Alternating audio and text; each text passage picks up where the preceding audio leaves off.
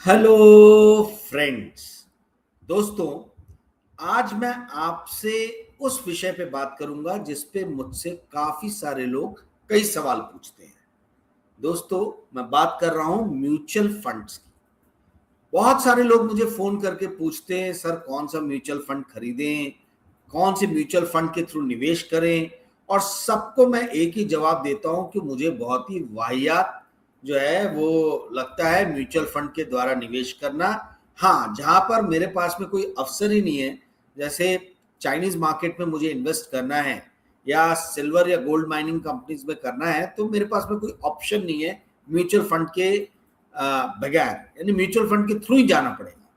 परंतु एक मैं आज के सामने आपके सामने एक पक्ष रखना चाहूंगा म्यूचुअल फंड का, क्योंकि म्यूचुअल फंड लॉबी बहुत स्ट्रांग है। मैंने भी देखा है, जब भी मैं म्यूचुअल फंड के खिलाफ कोई वीडियो बनाता हूं तो वो 500,000 से ज्यादा क्रॉस ही नहीं कर पाता उसका व्यूअरशिप। दो लोगों के या दो कैटेगरी पे वीडियो बनाना बड़ा खतरनाक है दोस्तों। एक है भारत सरकार के खिलाफ और दूसरा है म्यूचुअल फंड लॉबी के खिलाफ। वीडियो बनाए 1000 क्रॉस नहीं करेगा इसकी व्यूअरशिप, ये गारंटी है मेरी, एटलीस्ट ये मैंने अभी तक देखा है। तो म्यूचुअल फंड के ऊपर में आज का जो वीडियो है वो ध्यान से आप सुनिएगा। सुनने के बाद में जो है आपके दिमाग की नसें हिल जाएंगी, या थोड़ा सनसनीखेज स्टाइल में कहें तो आपके होश फाख्ता हो जाएंगे। क्या है दोस्तों, 2014 में नरेंद्र मोदी जी की सरकार आई और 2014 के बाद से स्टॉक मार्केट ने अभूतपूर्व रिटर्न दिया, इसमें कोई दो राय नहीं है। ठीक है, 2014 के बाद में अच्छा मार्केट ने परफॉर्म किया, खास तौर पे 2020 के बाद से, कोरोना के बाद टाइम से हमने देखा कि मार्केट में जबरदस्त छलांग देखी गई। 2024 तक या 25 आप कह लीजिए कि ठीक ही ठाक रहा, कोई बहुत अभूतपूर्व साल नहीं था। अब मैंने क्या किया, 2014 से लेके 2025 के बीच में म्यूचुअल फंड जो 2014 में टॉप 10 पे थे, वो 2025 में कहां स्टैंड करते हैं, इसका जरा मैंने एक लेखा जोखा निकाला। दोस्तों, जैसा कि आप थंबनेल में देख सकते हो, लिखा है broken promises, a decade of disappointment. तो ये क्यों मैंने थंबनेल दिया, इसका रीजन ये है, ध्यान से सुनिएगा। मैं फंड्स के नाम बाद में आपको बताऊंगा, पहले आपको मैं जस्ट एबीसीडी करके बताऊं।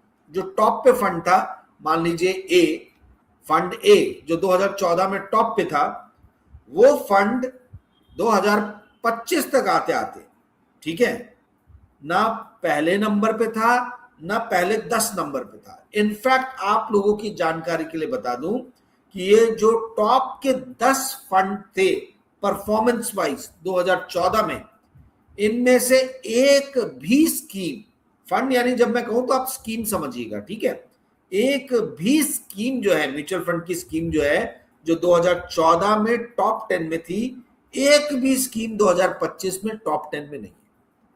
टॉप 10 छोड़ दीजिए, टॉप 50 में सिर्फ एक स्कीम है, टॉप 100 में वही एक स्कीम है, बाकी एक भी नहीं है।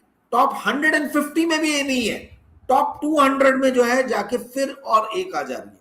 यानी टॉप 200 स्कीम्स जो है म्यूचुअल फंड की, उसमें 2025 में हम देखें तो 2014 के जो स्टार्स थे उसमें से मात्र 2 जो है वो टॉप 200 परफॉर्मिंग स्कीम्स हैं।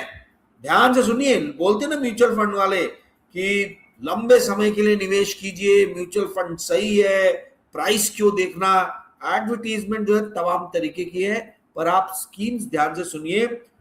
2014 में जब मोदी सरकार आई थी, तब इनमें से जो टॉप 10 परफॉर्मिंग स्कीम्स थी, उसमें से एक भी टॉप 10 में आज की डेट में नहीं है।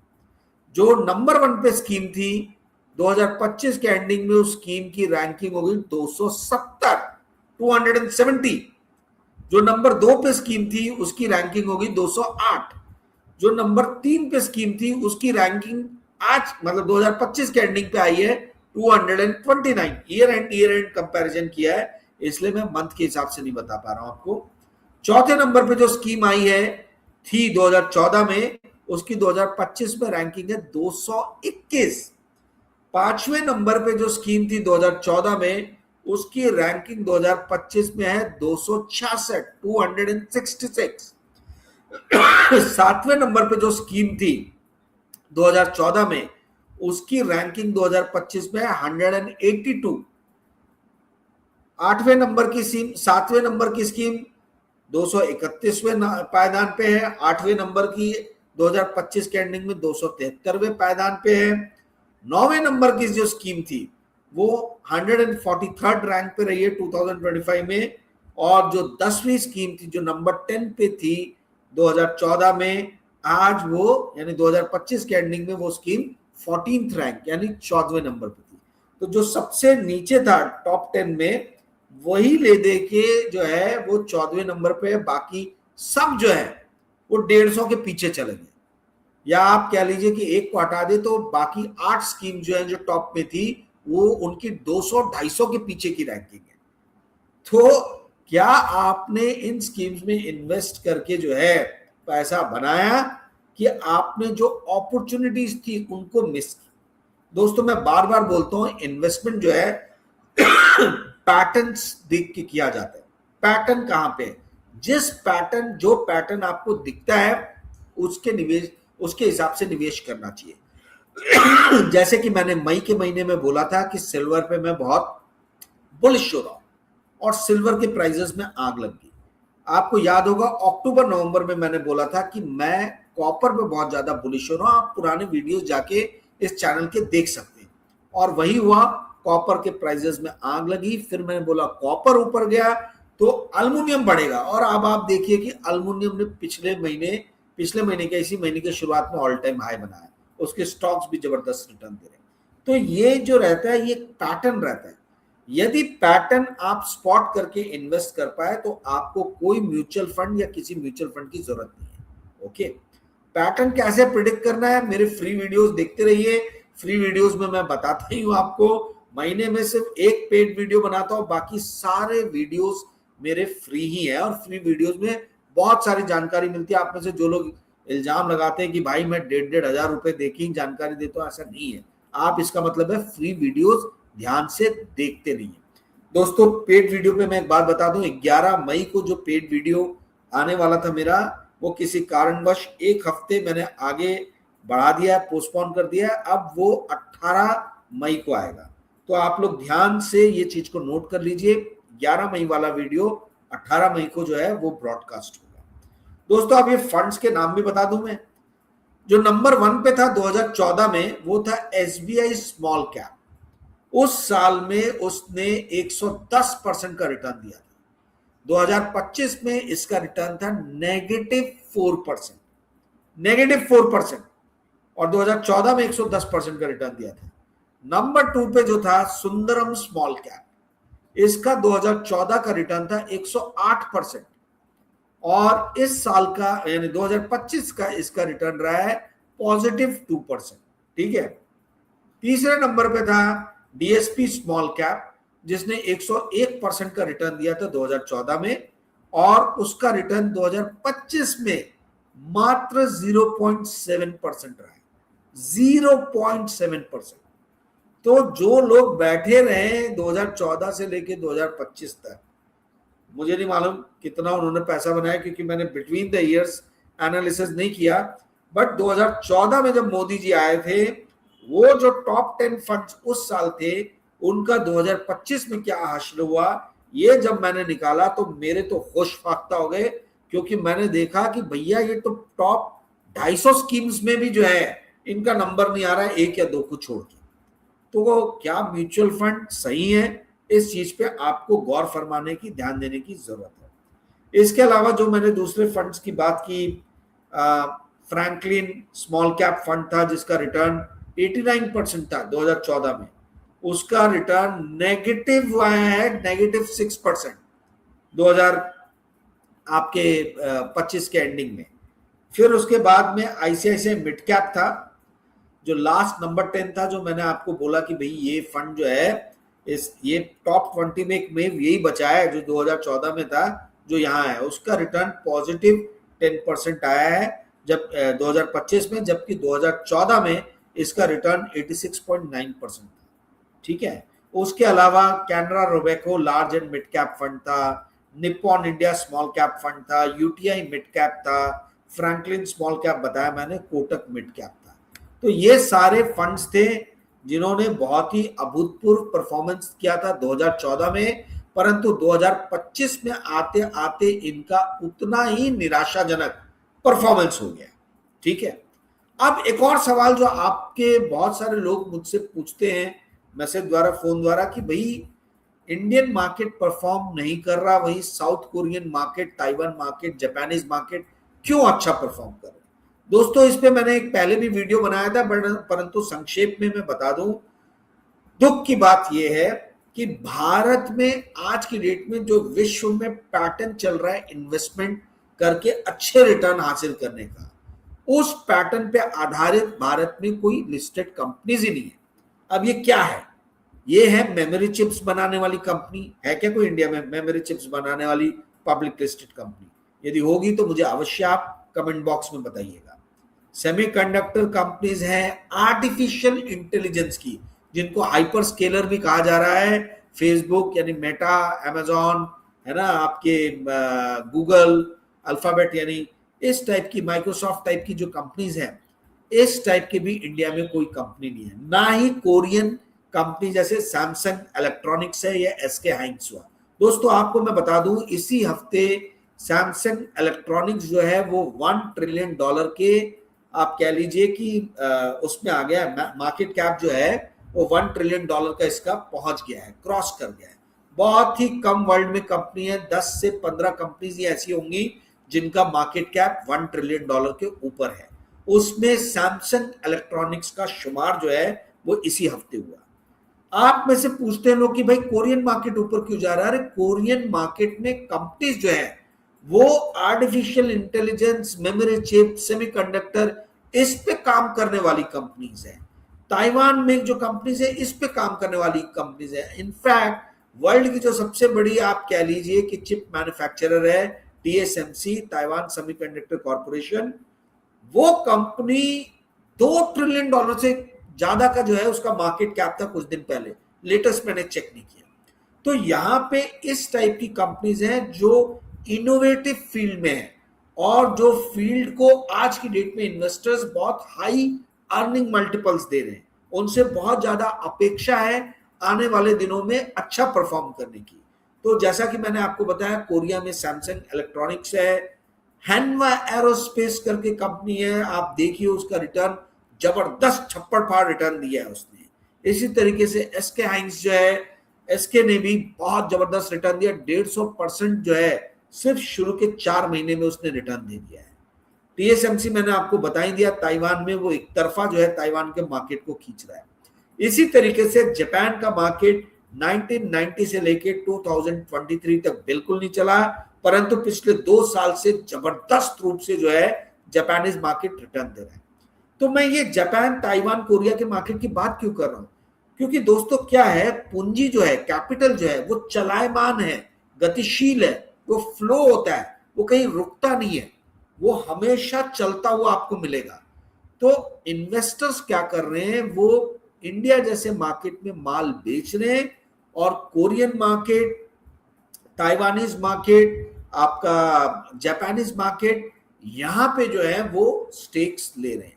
आपको मैंने जो लास्ट वीडियो बनाया था उसमें बताया था कि 1,81,00,000 मतलब 1.81 लाख करोड़ एफआईआई जो है वो अभी तक इंडियन मार्केट में स्टॉक सेल कर चुके हैं। लेटेस्ट आज का डाटा नहीं देखा, हो सकता है 2 लाख करोड़ के आसपास पहुंच गया हो, और ये रिकॉर्ड है, रिकॉर्ड सेलिंग की है। इसके पहले का रिकॉर्ड 2025 में था जब एफआईआई ने 1.66 लाख करोड़ की सेलिंग की थी, परंतु इस साल शुरू के 4 महीने में ही लगभग 2 लाख करोड़ के आसपास जो है एफआईआई की सेलिंग हो चुकी है। तो ये एफआईआई जो इंडिया में, जो फॉरेन इंस्टीट्यूशनल इन्वेस्टर्स इंडिया में स्टॉक्स बेच रहे हैं, वो कोरियन मार्केट में, वो ताइवानीज मार्केट में, वो जापानीज मार्केट में जो है वो अपने नए, आप ये कह लीजिए कि परचेजेस जो है वो वहां पे कर रहे हैं। तो इंडियन स्टॉक मार्केट में जब तक इस तरीके की कंपनीज नहीं रहेगी, सेमीकंडक्टर कंपनी हुई या आर्टिफिशियल इंटेलिजेंस की कंपनी हुई, तब तक इंडियन स्टॉक मार्केट पैटर्न से, इन्वेस्टमेंट पैटर्न से बाहर रहेगा। आज की डेट में जो इन्वेस्टमेंट पैटर्न है दोस्तों, मैं आपको एक गोल्डन रूल देता हूं। चलिए, आप बोलते हो फ्री वीडियो में कुछ नहीं बताते हो, 15 मिनट के बाद ये मैं गोल्डन रूल आपको बता रहा हूं।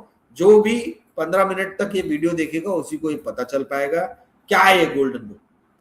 गोल्डन रूल ये है कि जो बड़े बड़े इन्वेस्टर हैं वो देखते हैं, वो फॉलो करते हैं table 40, rule of 40। Rule of 40 क्या है? रूल ऑफ 40 ये है कि किसी भी कंपनी का रेवेन्यू ग्रोथ परसेंटेज टर्म में प्लस उसका margin growth, profit margin growth जो है, या ऑपरेटिंग मार्जिन ग्रोथ जो है, operating margin growth plus revenue growth, ये दोनों जब तक 40 के क्रॉस नहीं करते या 40 पहुंचते नहीं है, ये इसको 5 आउट ऑफ 5 देते नहीं और इन्वेस्टमेंट करते नहीं। बहुत सारे ऐसे मर्क्यूरी, बहुत सारे ऐसे ब्लू चिप, बहुत सारे ऐसे आप कह लीजिए कि टॉप रेटेड, मैंने इन्वेस्टर्स से बात किया है पिछले 23 सालों में, जिन्होंने इस गोल्डन रूल ऑफ 40 को बहुत ही स्ट्रिक्टली फॉलो किया। ये लोग ये देखते हैं कि यदि कंपनी का revenue growth plus margin growth 40% cross नहीं कर रहा है तो हमने इसको हाथ नहीं लगाना। उनके स्क्रीनर में ये सबसे ऊपर में टॉप पे जो है वो कहीं ये एल्गोरिदम में मेंशन रहता है। बाकी सारी चीजें, मैनेजमेंट कैसा है, मैनेजमेंट ईमानदार है कि बोगस चोर टाइप लोग है, ये सारी चीजें में मायने रखती है, परंतु एल्गोरिदम में इनका ये सबसे ऊपर रहता है कि रूल ऑफ 40 जो है इसको फॉलो कर रही है कि नहीं कर रही है ये कंपनी। ठीक है। और सेमीकंडक्टर्स हो गया या चिप कंपनीज हो गई या मेमोरी जो डिस्क बनाने वाली कंपनीज हैं, जैसे सैनडिस्क हो गया, माइक्रोन हो गया, इसका जो आप देखोगे तो ये रूल ऑफ 40 या रूल ऑफ 60 क्रॉस कर रहा है। इतनी जबरदस्त रूप से डिमांड है दोस्तों। बड़ी बड़ी लैपटॉप मैन्युफैक्चरर जैसे डेल हो गया, इन्होंने अनाउंस कर दिया कि लैपटॉप के दाम आगे आने वाले दिनों में काफी बढ़ सकते हैं, क्योंकि हमको मेमोरी चिप्स ही नहीं मिल पा रही है। जितनी मेमोरी चिप्स बन रही है वो सारी की सारी DRAM चिप्स जो है वो सारी जो है आर्टिफिशियल इंटेलिजेंस की कंपनीज जो है वो खरीद ले रही है, उठा ले रही है, तो हमारे लिए जो है वो बच ही नहीं रहा है। तो ये इस तरीके से गजब डिमांड जो है वो आ गई है, आप ये कह लीजिए कि मेमोरी चिप्स कंपनीज में। और आने वाले दिन जो है वो इन्हीं कंपनीज, इन्हीं सेक्टर्स के जो है बहुत ज्यादा अच्छे दिख रहे हैं। ठीक है। तो दुख की बात यह है कि इंडिया के अंदर में इस सेक्टर से रिलेटेड है ही नहीं कोई कंपनी, बहुत कम, क्या है ही नहीं। मेरी नजर में तो अभी तक कोई ऐसी कंपनी नहीं आई है जो इस तरीके के इनोवेटिव काम कर रही है। ठीक है। इंडिया का जो मार्केट है ये कंजम्पशन बेस्ड मार्केट है, और कंजम्पशन बेस्ड मार्केट को हमेशा वैल्यूएशन कम मिलता है जब स्टैगफ्लेशन की स्थिति या ज्यादा इन्फ्लेशन, कम ग्रोथ की स्थिति जो है वो पैदा होती है। हम देख रहे हैं कि ऑयल का प्राइसेस छप्पड़ फाड़ रहा है, पेट्रोल डीजल के प्राइसेस वर्ल्ड ओवर बढ़ रहे हैं, और महंगाई जो है वो सारे राष्ट्र ये अनुमान लगा रहे हैं कि महंगाई जम के बढ़ेगी। यूनाइटेड स्टेट्स ऑफ अमेरिका, जहां पे अभी तक ऑयल और पेट्रोल और डीजल के प्राइसेस का उतना ज्यादा असर नहीं पड़ा है, वो भी बुरी स्थिति में है। मतलब एशियन कंट्रीज में ले लूं, जापान या यूरोपियन कंट्रीज ले लूं, तो वो तो त्राहिमाम कर रहे हैं। उनके रिलेटिव कंपैरिजन में अमेरिका में उतना इफेक्ट नहीं पड़ा। उसके बाद भी अमेरिका की बहुत बड़ी एक कंपनी है जो आप ये कह लीजिए कि जैसे हमारे यहाँ पे इंडिगो है, नो फ्रिल एयरलाइंस, उस तरीके से वो चीप टिकट्स बेच के जो है वो चलती थी। उसका नाम था स्पिरिट एयरलाइंस। स्पिरिट एयरलाइंस ने जो है 3 या 4 दिन पहले बैंक्रप्सी अपनी घोषित कर दी। पहली बैंक्रप्ट थी, बैंक्रप्सी से बाहर आना चाह रही थी, 2-3 साल से प्रयास कर रही थी, परंतु उन्होंने अब पूरी तरीके से हाथ जो है वो ऊपर कर दिए कि भैया हम इस चीज से नहीं उबर सकते, क्योंकि जेट फ्यूल के प्राइसेस जो है वो दुगने हो गए हैं पिछले 2 महीने के अंदर में। तो दोस्तों, ऐसी स्थिति में जब वर्ल्ड का सबसे बड़ा मार्केट जो है सबसे ज्यादा आप कह लीजिए कि विकसित राष्ट्र जो है उस राष्ट्र के अंदर में कंपनीज बैंकरप्ट हो रही हैं, तो बहुत जल्दी इसका असर जो है या इसी तरीके की चीजें आपको इंडिया में भी नजर आएंगी। और ये कोई म्यूचुअल फंड वाला आपको नहीं बताएगा। म्यूचुअल फंड वाले जो है वो तो आपको निरंतर बोलते रहेंगे कि म्यूचुअल फंड सही है, ये सही समय है इन्वेस्टमेंट का। उनके हिसाब से कोई समय जो है इन्वेस्टमेंट के लिए खराब नहीं रहता है, शांति से बैठने का नहीं रहता, बस इनको पैसे देते जाओ, पैसे देते जाओ, पैसे देते जाओ, सिप करते जाओ, सिप करते जाओ। आज ये जो सिप का मार्केट है, इसी ने इंडियन मार्केट को अभी तक बचा के रखा हुआ है। और ये सिप अधिकतर कौन कर रहे हैं? रिटेल इन्वेस्टर्स कर रहे हैं। पर क्या रिटेल इन्वेस्टर्स तक इस तरीके की जानकारी जारी है? क्या उनको ये मालूम है कि भैया 2014 में जो टॉप 10 स्कीम्स थी आज वो कहां है? 2015 में जो टॉप 10 स्कीम्स थी वो आज कहां है? इस तरीके का एनालिसिस क्या म्यूचुअल फंड वाले खुद से, म्यूचुअल फंड इंडस्ट्री क्या खुद से ये प्रेजेंट करती है? नहीं करेगी। वो सिर्फ एडवर्टीजमेंट देगी कि भाई म्यूचुअल फंड सही है, और रोहित शर्मा आके बोलेंगे कि बंधु प्राइस पे ध्यान मत दो, इन्वेस्ट करते जाओ। दोस्तों ये बड़ी पावरफुल लॉबी है। 70 लाख करोड़ 80 लाख करोड़ का एसेट है इनका। और आप ये समझ लीजिए कि उसका बूंद भी अगर एडवर्टीजमेंट पे इन्होंने मीडिया के ऊपर में झलका दिया, टपका दिया, तो एक भी मीडिया हाउस इनके खिलाफ इस तरीके की रिपोर्ट नहीं देगा जो मैंने आज आपको बताया 2014 से कंपैरिजन करके। तो डिसीजन आपका है, क्योंकि पैसा आपका है। मैं आपको डरा नहीं रहा, मैं आपको बरगला नहीं रहा, मैं सिर्फ इतना कह रहा हूं कि सचेत रहिए। जो बहुत ही गुडी गुडी पॉजिटिव चीजें यदि आपको बताई जाती हैं तो आप गहन परीक्षण कीजिए, घुस के देखिए कि क्या जो ये इतना गुडी गुडी बताया जा रहा है वाकई में क्या ये इतना गुडी गुडी है। दोस्तों वीडियो को मैं यही समाप्त करूंगा, और मैं आपको ये कहना चाहता हूं कि लगभग 18 मई को जो वीडियो आने वाला है पेड वीडियो, उसके लिए जितने मुझे लोग चाहिए थे लगभग उतने हो गए हैं। 90 नहीं 96 क्रॉस कर गए। ठीक है, तो मैं और 10 से 15 लोग ही लूंगा, उससे ज्यादा नहीं लूंगा। तो यदि आप देखना चाहते हैं 18 मई का पेड वीडियो, तो आप 9860317209 इस पे मुझे व्हाट्सएप मैसेज भेज सकते हैं, मैं आपको जरूर रिप्लाई करूंगा। वीडियो की फीस 1500 रुपए है। यदि आप ये पे कर सकते हैं तभी आप मुझे मैसेज करें। दोस्तों मैं इस वीडियो में बताने वाला हूं कि मैं कहां इन्वेस्टमेंट कर रहा हूं। मैं आपको ये भी बता दूं कि मैं सेबी रजिस्टर्ड इन्वेस्टमेंट एडवाइजर नहीं हूं, इसीलिए मेरे बताए हुए कोई भी स्टॉक या मैं जो परचेज कर रहा हूं वो कोई बाइंग रिकमेंडेशन नहीं है। तो फिर आप बोलोगे मुझे पैसा क्यों दे रहे हो? आप पैसा दे रहे हो मेरी कहानी सुनने के लिए कि मैं कहां निवेश कर रहा हूं, क्यों निवेश कर रहा हूं। यदि आप ये कहानी सुनना चाहते हैं तो ही आए, अन्यथा आप कृपया करके इसको बाइंग रिकमेंडेशन समझते हुए वीडियो देखने का प्रयास ना करें। आप अपना रिसर्च करें और अपने इन्वेस्टमेंट एडवाइजर से संपर्क करने के बाद, विचार विमर्श करने के बाद ही जो है कोई भी स्टेप लें। दोस्तों 3-4 दिन बाद ये वीडियो बनाया है, उम्मीद है आपको ये वीडियो पसंद आएगा।